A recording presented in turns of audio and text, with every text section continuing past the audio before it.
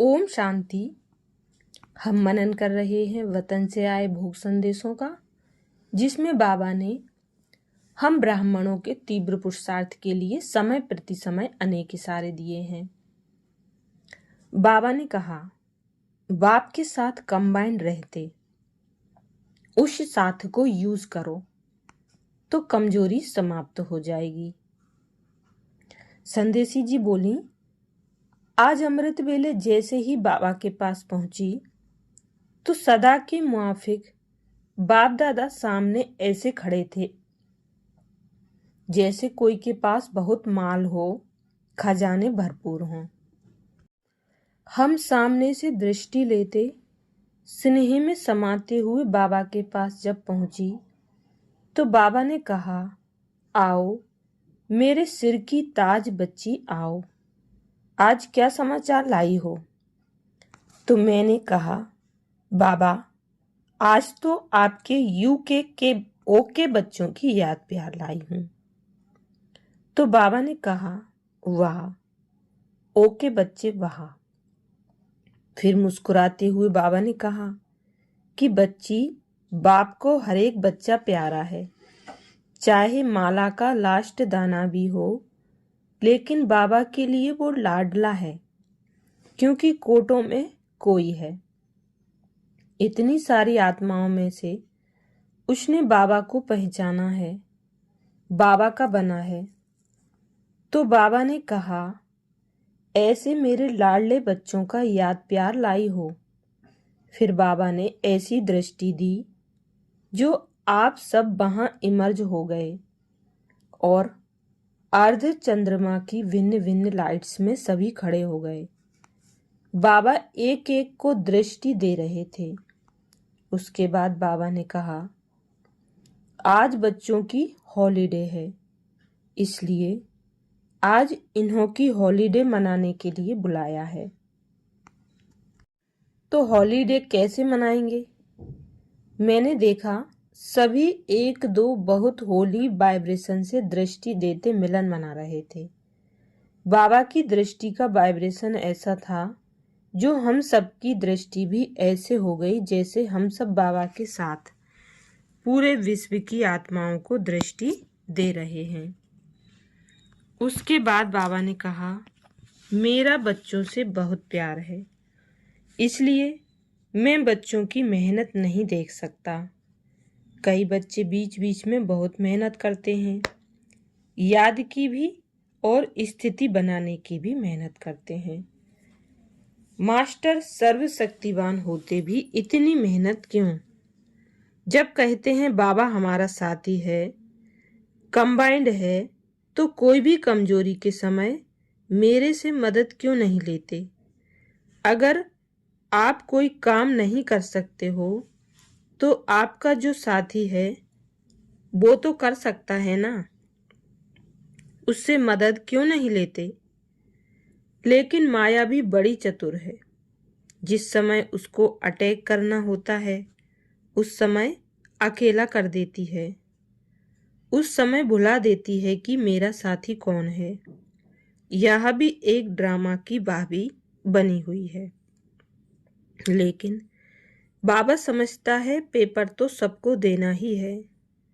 तो बाबा भी ऐसे समय पर बच्चों के मिक्की माउस का खेल साक्षी होकर देखता रहता है।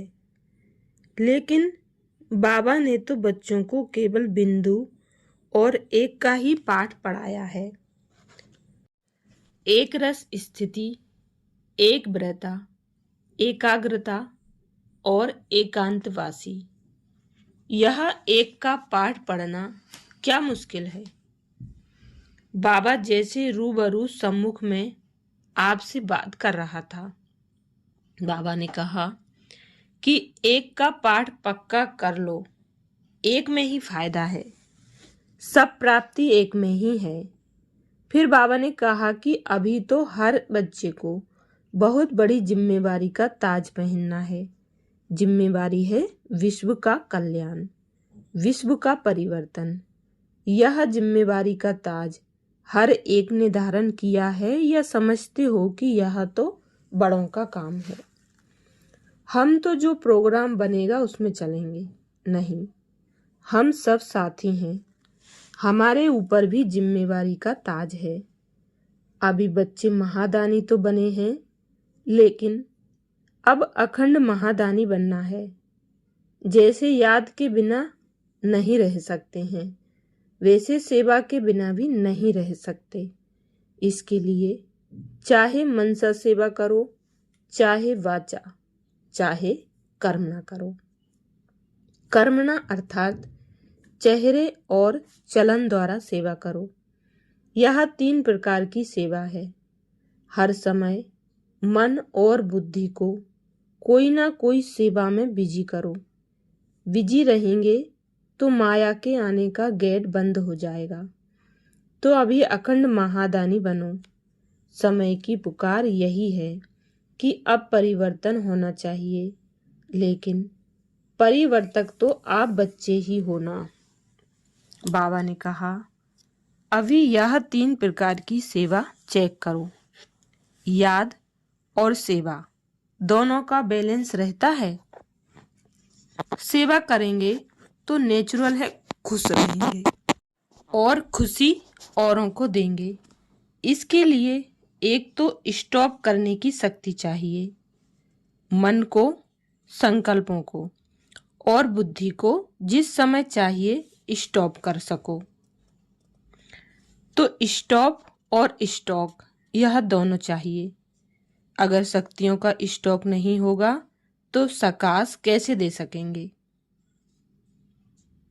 उसके बाद बाबा ने कहा, आज तो मेरे बच्चों को हॉलिडे मनाने बुलाया है, तो चलो अभी सैर कराते हैं। तो क्या देखा कि एक बहुत बड़ा वृक्ष था। उसमें वैरायटी फल ऐसे लटक रहे थे जो ऐसे हो पियो या खाओ, जो ऐसे ही पियो या खाओ, दोनों तरह के फल थे। तो हर एक ने अपनी अपनी चॉइस से खाया भी और पिया भी। उसके बाद एक लाइट की पहाड़ी इमर्ज हुई। बाबा ने कहा, चलो इस पहाड़ी पर सैर करो। बाबा ने कहा, स्टार्ट तो सभी उस पहाड़ी पर नीचे से ऊपर चलें। कोई धीमी चाल से, कोई तेज चाल से ऊपर पहुंचे। उसके बाद बाबा ने कहा, अभी सबने एक का पाठ पढ़ा, तो सभी एक अंगुली ऊपर करो। सभी ने अंगुली ऊपर की। बाबा की अंगुली सबसे ऊंची थी। बाबा जैसे यहाँ ड्रिल करा रहे थे। ऐसे बाबा ने सबसे मिलन मनाते कहा कि अभी तो बच्चों को साकार वतन में जाना पड़ेगा। बाबा ने दृष्टि दी और सभी वतन से मर्ज हो गए। फिर बाबा ने दोनों दादियों को इमर्ज किया। दोनों दादियों को बाबा ने कहा, देखो ये फरिश्ते आ गए। बाबा अपने हाथ पर दोनों दादियों को डोज की तरह नचा रहा था। दोनों फरिश्ते रूप में थे, भारी तो थे ही नहीं। फिर बाबा ने दोनों को अपने हृदय में समा लिया और कहा, कमाल है दोनों दादियों की, जो सभी को हिम्मत दिला करके आगे बढ़ा रही हैं। बाप दादा की मदद तो है ही, फिर भी साकार में तो निमित्त हैं। ऐसे दोनों को बहुत प्यार किया और दादी को माथे पर हाथ लगाकर कहा, तुम्हारे को एक्स्ट्रा मदद है। दादी जानकी को कहा, तुम्हारे को एक्स्ट्रा उमंग उत्साह है। ऐसे बाबा ने बहुत खेल किया। आप सब जब नीचे आ गए तो बाबा ने कहा, देखो सब चले गए। मैंने कहा, बाबा आपने इतने में छुट्टी क्यों दे दी?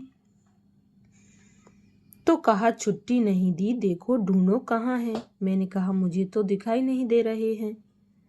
इतने में क्या देखा कि बाबा के गले में एक हीरे की माला थी और एक एक हीरे में आप सबके फेस दिखाई दे रहे थे। बाबा ने कहा, यह बच्चे तो मेरे गले का हार बन गए हैं। यह बच्चे तो हीरो पाठधारी भी हैं और हीरे समान भी हैं। यह डबल हीरो बच्चे हैं। उसके बाद बाबा ने कॉल ऑफ टाइम वाले बच्चों को भी याद दी।